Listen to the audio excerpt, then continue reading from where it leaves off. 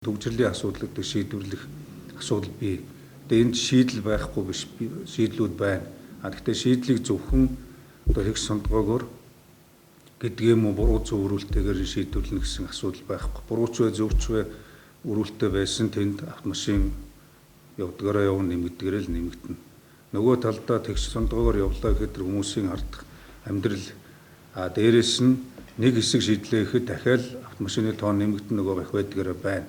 Тэгэхээр нэгдүгээрт бол бид нар энэ нийтийн тээврийн асуудлуудаа шийдвэрлэх ёстой. Хоёрдугаарт энэ бүрчилсэн хотын хөгжлийн асуудлуудаа шийдвэрлэх ёстой. Гуравдугаарт нь энэ нийтийн тээврийн шинэ шийдлүүдэд нэвтрүүлэх ёстой. Өөрөөр хэлэх юм бол хот дээр миний эхлүүлсэн сургуулийн автобус гэж би үргэлжлээд хийгээд явж байгаа. Автобусыг ихэд дотор нийтийн тээврийг 5 ангилж болохоор байна. Сургуулийн автобус, аялал жуулчлалын автобус, дээрээс нь ажил хэргийн автобус, тэгээд экспресс автобус гэдэг ийм шийдлүүд нь гарцсан хот дээр байж энийг хэрэгжүүлэх хэрэгтэй.